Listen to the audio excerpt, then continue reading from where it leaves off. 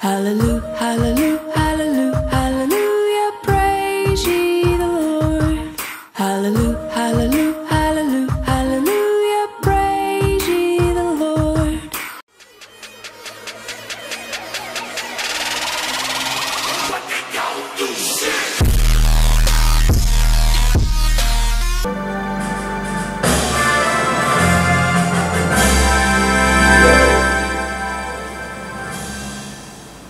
Halo teman-teman, hari ini aku lagi malas nih. Tahu nggak aku malas apa? Aku malas ibadah sekolah minggu, ataupun mendengar renungan Alkitab dari papa mama. Pokoknya aku udah bosan.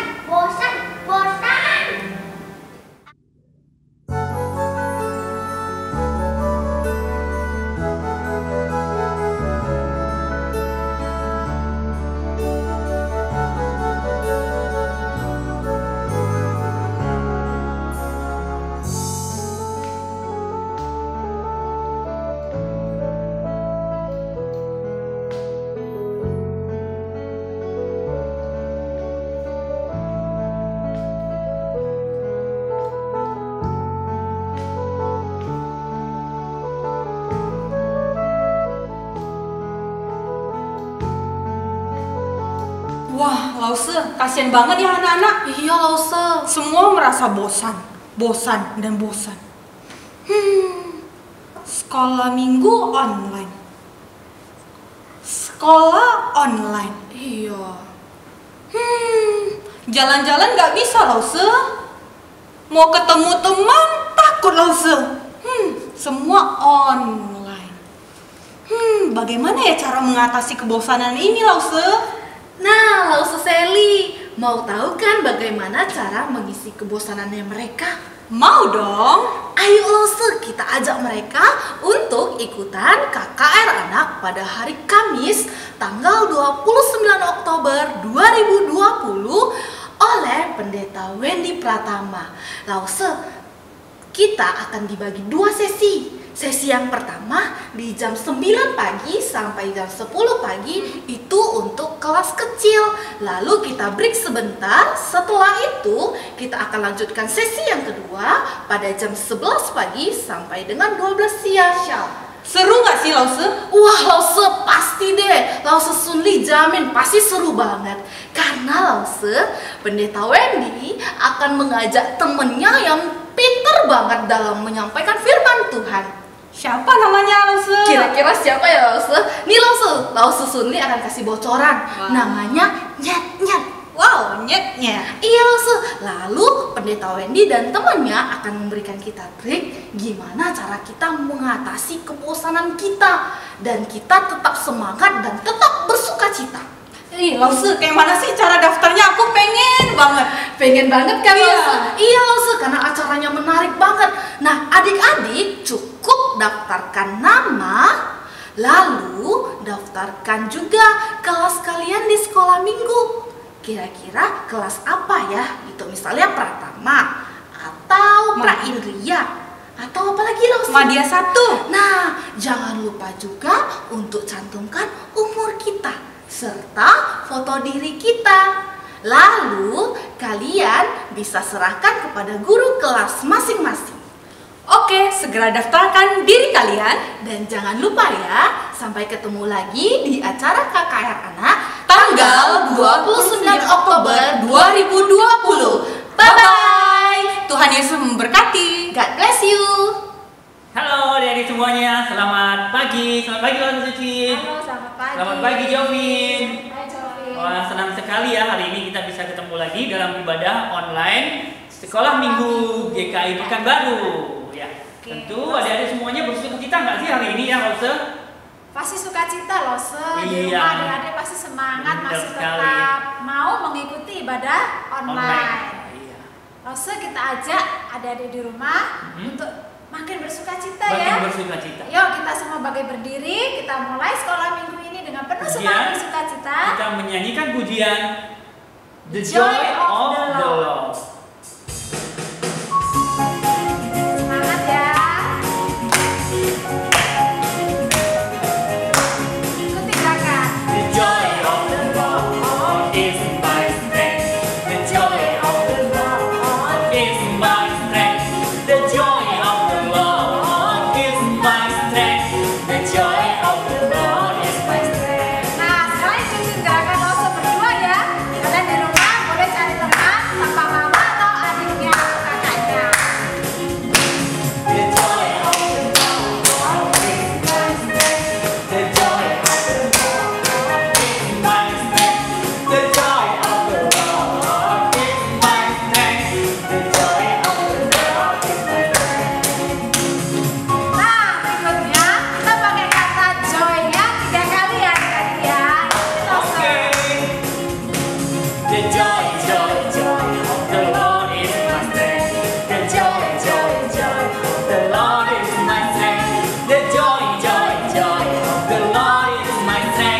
The joy of the Lord is my strength.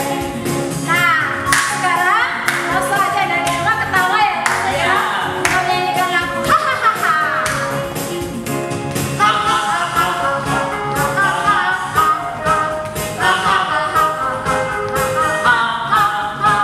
The joy. The joy of the Lord is my strength. Nah, langsung yuk kita sama-sama berdoa. Kita bersama adik-adik di rumah, kita lipat tangan, tutup mata, siapkan hati kita mau berdoa kepada Tuhan. Doa pembukaan akan dipimpin oleh teman kita. Yuk, mari kita sama-sama berdoa. Marilah kita berdoa. Tuhan Yesus, terima kasih. Engkau sangat baik karena Engkau telah memberkati kami dari malam kemarin hingga sekarang. Sekarang kami mau memulai ibadah sekolah minggu. Berkatilah kami dan langsung-langsung kami akan mengajar kami supaya kami semua bisa tetap sehat.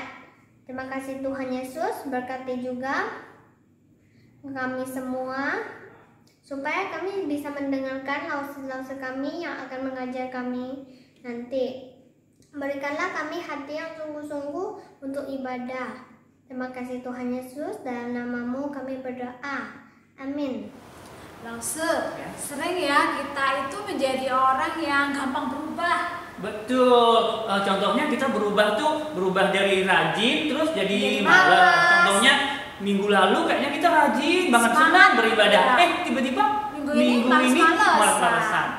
Ya, sebenarnya kita memang setiap hari berubah. Kadang-kadang kita bingung sendiri ya nggak teman-teman ya. Tapi ada satu pribadi yang nggak pernah berubah dari dulunya, sekarang sampai selama-lamanya. Tahu nggak? Ya.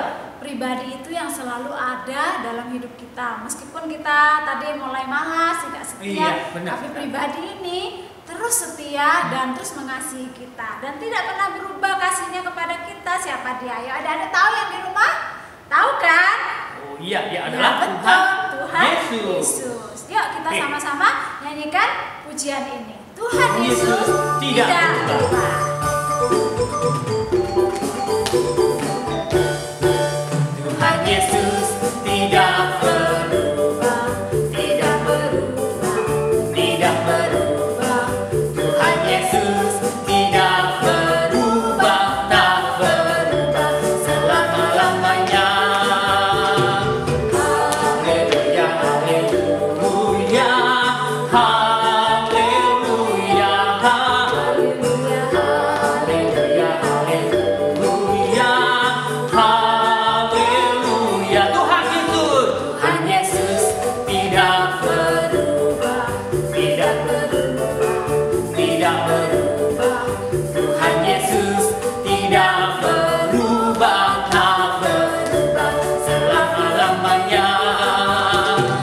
Haleluya, haleluya, haleluya, haleluya, haleluya, haleluya, haleluya, haleluya, haleluya, haleluya, haleluya, puji Tuhan. Haleluya, haleluya, haleluya, haleluya, puji Tuhan. Puji Tuhan, haleluya, puji Tuhan, haleluya, puji Tuhan, haleluya, puji Tuhan, haleluya, haleluya, haleluya, haleluya, haleluya, puji Tuhan, haleluya, haleluya, haleluya, haleluya, puji Tuhan, puji Tuhan, haleluya, puji Tuhan, haleluya, puji Tuhan, haleluya, puji Tuhan. Wah, puji Tuhan ya, rasa kita masih bisa memuji Tuhan, itu adalah hal yang sangat baik. betul Lause. Kenapa kita harus selalu memuji Tuhan Lause? Karena Tuhan Yesus yang tidak berubah tadi selalu mengasihi kita. Mengasihi Kita kita. selalu ada di dalam hatinya. hati Tuhan. Bukan hanya dalam hatinya, tapi dalam juga rencananya. Dan kita yakin Tuhan itu tidak pernah meninggalkan kita dan tidak Betul. pernah membuat kita sendiri. Karena itu, yuk kita sama-sama menyanyikan lagu Ku Di tangan. Ikutin gerakan lause ya adik-adik ya. Kita mempersiapkan hati untuk mendengarkan firman Tuhan.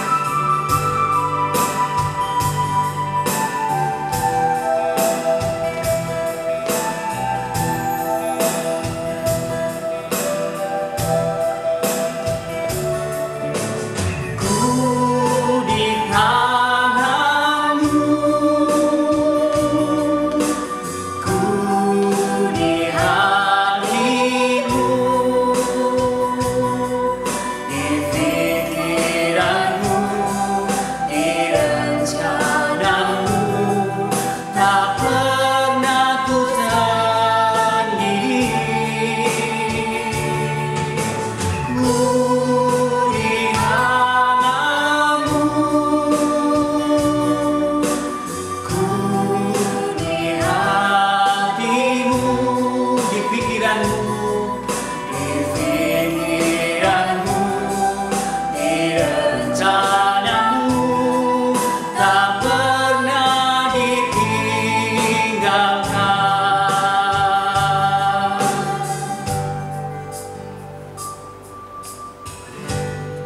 Selamat pagi adik-adik semua, bersyukur kita kembali bisa sekolah minggu di YouTube GKI Pekanbaru. Nah hari ini sebelum kita mau belajar firman Tuhan dan merenungkan bersama, mari kita mau sama-sama lipat tangan, kita mau berdoa. Tuhan, kami bersyukur Tuhan telah memimpin kami dari pujian tadi, dan saat ini kami mau belajar firman Tuhan. Tuhan berikan kami hati dan telinga yang mau mendengarkan firman Tuhan. Walaupun kami menyaksikan firman ini secara online, tapi kami tahu Tuhan bersama dengan kami.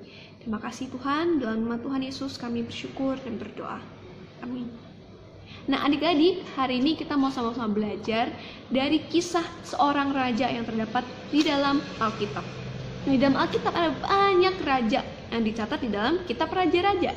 Dan hari ini kita mau lihat salah satu raja yang bernama Raja Hizkia. Adik-adik pernah dengar ceritanya? Nah, kisah Raja Hizkia ini terdapat di dalam 2 Raja-Raja pasal yang ke-18. Nah, kalau ada yang pegang Alkitab boleh dibuka. Kita mau membaca sama-sama. Dari pasal 18 sudah kelihatan judulnya adalah Hizkia, Raja Yehuda. Nah, kita akan membaca ayat yang ketiga saja. Ia melakukan apa yang benar di mata Tuhan, tepat seperti yang dilakukan Daud, bapa leluhurnya. Jadi Alkitab mencatat bahwa Raja Hizkia ini melakukan apa yang benar di mata Tuhan. Maksudnya apa dari ayat ini?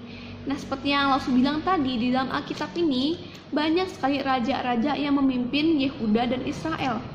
Namun ada banyak juga raja-raja yang melakukan penyembahan-penyembahan. Ini kita mau melihat tentang Raja Hizkia yang disebutkan melakukan apa yang benar, apa yang dilakukan oleh Raja Hizkia. Nah, ketika raja-raja yang lain mungkin melakukan penyembahan berhala, membuat patung-patung, bahkan namanya kalau raja buat patung dan dia suruh rakyatnya untuk menyembah, ya mau nggak mau rakyat harus menyembah, mengikuti apa yang raja itu katakan. Tapi kita melihat bahwa Raja Hizkia ini tidak seperti itu. Bahkan Raja Hizkia itu menutup semua bukit-bukit untuk penyembahan berhala, penyembahan patung. Pokoknya dia nggak bolehkan untuk semua rakyat untuk menyembah berhala. Kenapa? Karena bangsa Yehuda, bangsa Israel ini pada dasarnya adalah menyembah kepada Allah, umat Allah sendiri. Jadi ketika mereka menyembah berhala, mereka telah menyimpang, melakukan apa yang tidak benar. Dan Raja Hizkia mengembalikan seperti apa yang seharusnya. Dia menutup semua tempat-tempat penyembahan, dan dia mengatakan kepada orang Israel bahwa mereka harus kembali menyembah Allah Yahweh. Makanya Alkitab mencatat bahwa Hizkia ini melakukan apa yang benar. Nah, kita akan melihat dari pasal ke-20 apa yang terjadi pada Raja Hizkia, raja yang dikatakan baik dan melakukan apa yang benar ini.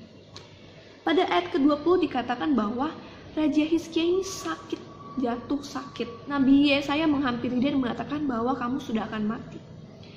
Nah, adik-adik bayangkan seorang raja yang sakit. Nah kalau kita yang sakit aja kita tahu bahwa kita harus ke dokter. Mungkin orang tua kita tahu nih dokter. Selamat pagi adik-adik semua, bersyukur kita kembali bisa sekolah minggu di YouTube GKI Pekanbaru. Nah hari ini sebelum kita mau belajar firman Tuhan dan merenungkan bersama, mari kita mau sama-sama lipat tangan, kita mau berdoa. Tuhan, kami bersyukur Tuhan telah memimpin kami dari pujian tadi, dan saat ini kami mau belajar firman Tuhan. Tuhan berikan kami hati dan telinga yang mau mendengarkan firman Tuhan. Walaupun kami menyaksikan firman ini secara online, tapi kami tahu Tuhan bersama dengan kami. Terima kasih Tuhan, dalam nama Tuhan Yesus kami bersyukur dan berdoa. Amin. Nah adik-adik, hari ini kita mau sama-sama belajar dari kisah seorang raja yang terdapat di dalam Alkitab. Nah, di dalam Alkitab ada banyak raja yang dicatat di dalam kitab Raja-Raja. Dan hari ini kita mau lihat salah satu raja yang bernama Raja Hizkia. Adik-adik pernah dengar ceritanya? Nah, kisah Raja Hizkia ini terdapat di dalam 2 Raja-Raja pasal yang ke-18. Nah, kalau ada yang pegang Alkitab boleh dibuka. Kita mau membaca sama-sama. Dari pasal 18 sudah kelihatan judulnya adalah Hizkia, Raja Yehuda. Nah, kita akan membaca ayat yang ketiga saja. Ia melakukan apa yang benar. Ia melakukan apa yang benar di mata Tuhan, tepat seperti yang dilakukan Daud, bapa leluhurnya. Wah, jadi Alkitab mencatat bahwa Raja Hizkia ini melakukan apa yang benar.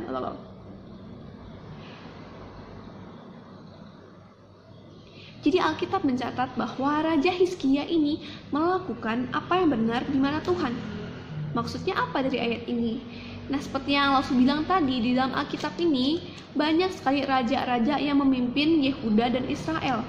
Namun ada banyak juga raja-raja yang melakukan penyembahan-penyembahan.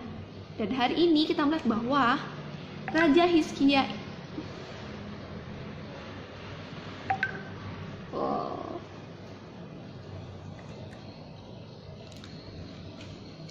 Dan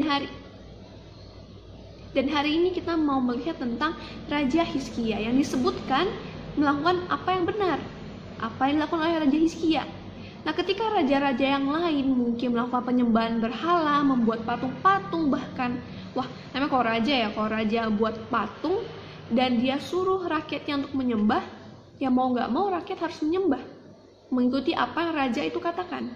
Tapi kita melihat bahwa Raja Hizkia ini tidak seperti itu.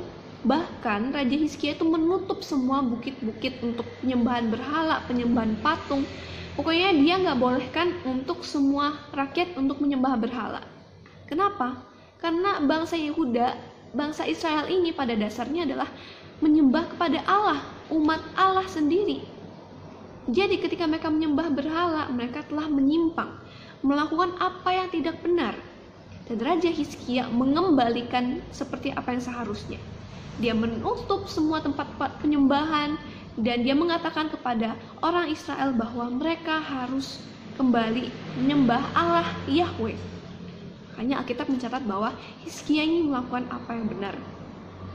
Nah, kita akan melihat dari pasal ke-20 apa yang terjadi pada Raja Hizkia, raja yang dikatakan baik dan melakukan apa yang benar ini.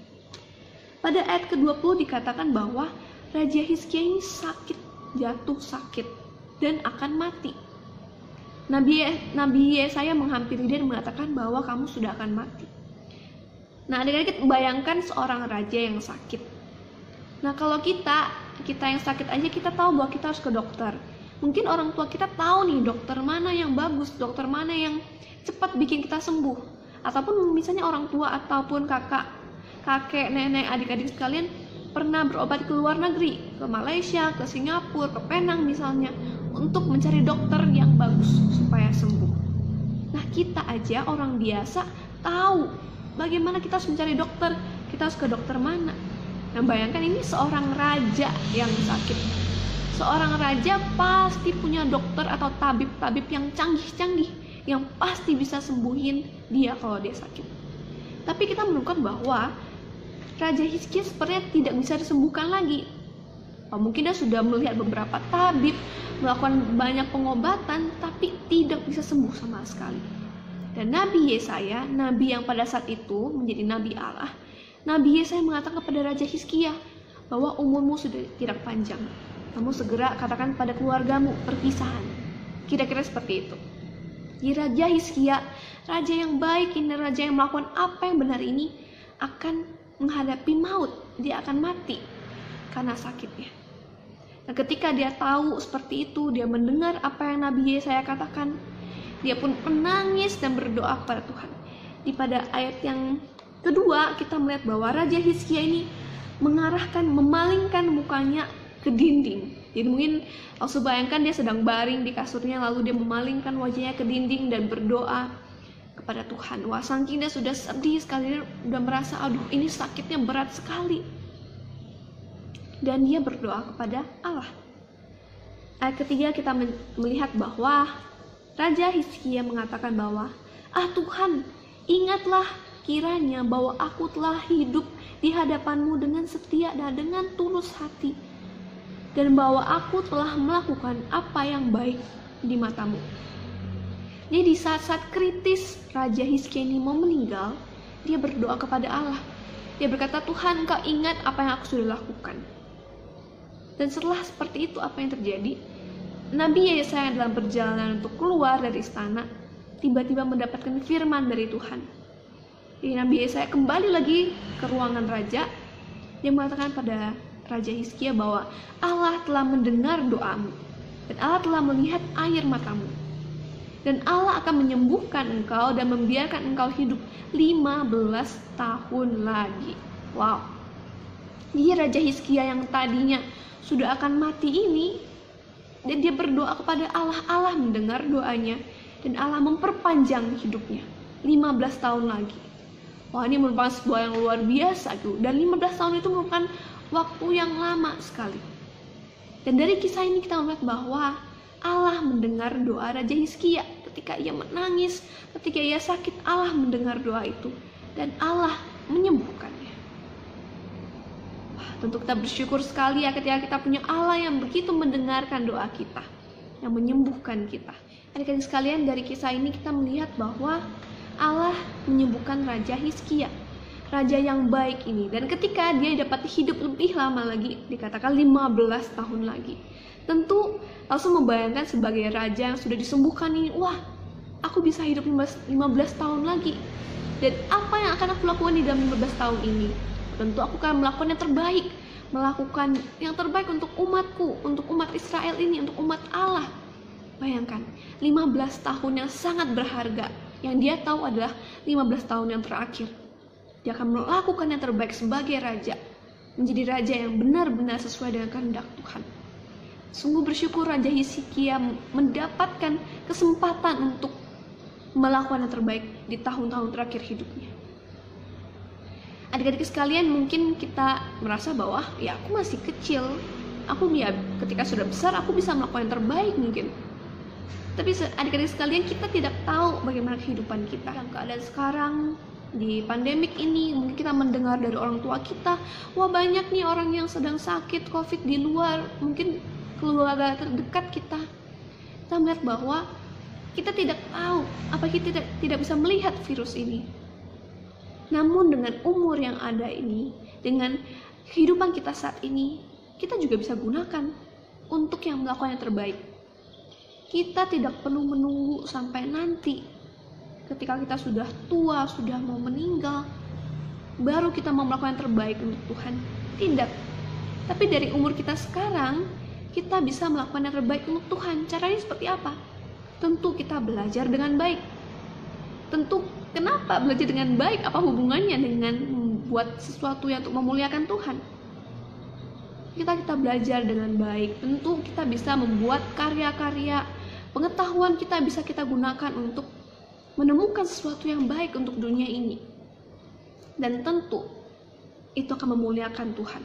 Ketika orang-orang Kristen belajar dengan baik dan menegakkan kebenaran dan keadilan.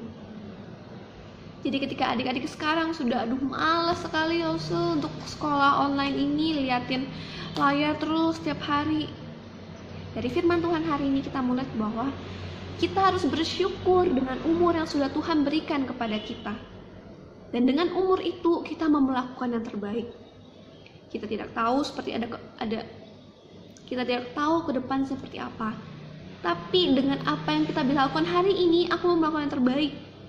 Sederhana, bisa belajar, bisa juga membantu papa mama kita. Sederhana. Kita mau bersyukur dengan apa yang sudah Tuhan berikan, walaupun umur kita masih muda. Tapi kita mau gunakan itu untuk memuliakan Tuhan. Semoga adik-adik terus semangat di dalam belajar online ini. Aku tahu ini mungkin sangat sulit, karena aku sendiri juga belajar secara online. Aku juga kuliah secara online. Setiap hari juga kelihatan layar, laptop. Wah, rasanya capek sekali. Apalagi kalau misalnya tidak ketemu dengan teman-teman. Nah, biasa ketika kita bisa ketemu dengan teman mungkin enak bisa main. Tapi sekarang waduh, nggak enak loh. Dan hari ini kita mau belajar bahwa walaupun dalam keadaan seperti ini, kita mau gunakan itu untuk memuliakan Tuhan, dan kita mau tetap bersyukur dengan apa yang sudah Tuhan berikan.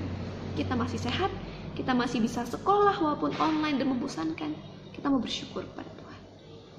Nah, adik-adik sekalian, inilah cerita kita hari ini, cerita dari firman Tuhan kita hari ini. Dan kiranya melalui firman Tuhan hari ini, adik-adik dapat kembali semangat untuk hari Senin nanti dapat sekolah lagi. Sekarang kita mau lipat tangan, tutup mata, kita mau berdoa kepada Tuhan. Tuhan, kami bersyukur untuk sekolah minggu hari ini. Kami telah mendengarkan firman Tuhan. Kami mau belajar dari Raja Hizkia yang Tuhan berikan kesempatan kembali. Kami juga mau belajar menggunakan waktu kami, menggunakan umur kami untuk memuliakan Tuhan, meskipun kami masih muda. Kami juga bersyukur Tuhan memberikan kami kesempatan dapat belajar sekolah maupun secara online. Tapi kami mau belajar untuk menaatinya, mau belajar sungguh-sungguh, walaupun mungkin banyak godaan. Terima kasih Tuhan, Tuhan yang memberkati setiap kami, keluarga kami, dan teman-teman kami yang lain, walaupun kami tidak bisa melihat mereka. Terima kasih Tuhan, dalam nama Tuhan Yesus kami bersyukur dan berdoa. Amin. Dadah, sampai ketemu minggu depan. Nah, gimana adik-adik? Tadi sudah mendengar firman Tuhan, sudah mengerti ya firman Tuhan yang disampaikan. Kita mau belajar untuk terus melakukan firman Tuhan dalam kehidupan kita. Nah, adik-adik, saat ini kita beri kesempatan untuk adik-adik bersyukur kepada Tuhan dengan memberikan persembahan. Nah, persembahan adik-adik boleh dikumpulkan dalam amplop di rumah masing-masing, lalu dititipkan ke orang tua, atau bisa juga adik-adik transfer ke rekening gereja sebagai tanda syukur adik-adik kepada Tuhan. Yuk kita mengiringi persembahan kita dengan menyanyikan sebuah pujian. Aku ingin mengikut Tuhan.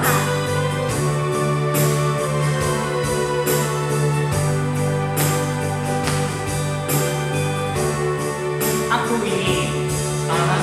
ingin mengikut Tuhan sepanjang jalan hidupku,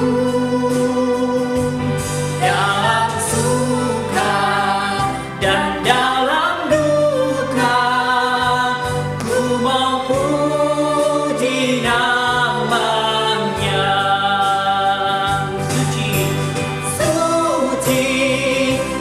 Suci namanya, kasihnya sangatlah mulia, dosaku telah diampuninya, sungguh besar kuasanya. Yuk adik-adik kita bersama-sama berdoa. Tuhan Yesus yang baik, terima kasih Tuhan sudah memberkati kami, Tuhan sudah memimpin kami untuk beribadah pada hari ini. Terima kasih untuk persembahan yang telah kami berikan kepada Tuhan. Berkatilah persembahan ini sehingga boleh berkenan bagi Tuhan. Terima kasih Tuhan untuk setiap kami yang sudah beribadah dengan hati yang sungguh-sungguh kepada Tuhan. Tuhan tolong kami supaya di minggu yang akan datang kami boleh kembali semangat untuk beribadah dan berbakti kepada Tuhan. Dalam kehidupan sehari-hari kami juga boleh beribadah dan menyenangkan hati Tuhan. Terima kasih Tuhan, di dalam nama Tuhan Yesus kami berdoa dan bersyukur. Amin. Wah, Lose, kita hari ini sudah selesai menemani adik-adik di rumah untuk beribadah bersama-sama di sekolah. Iya. Oke. Kalau gitu kita Ya. pamit Kita ya. pamit ya. Ya, Cici Jovin kita pamit sama Kita pamit adik-adik ya. di rumah. Sampai jumpa adik-adik. Sampai jumpa lagi. Tuhan memberkati.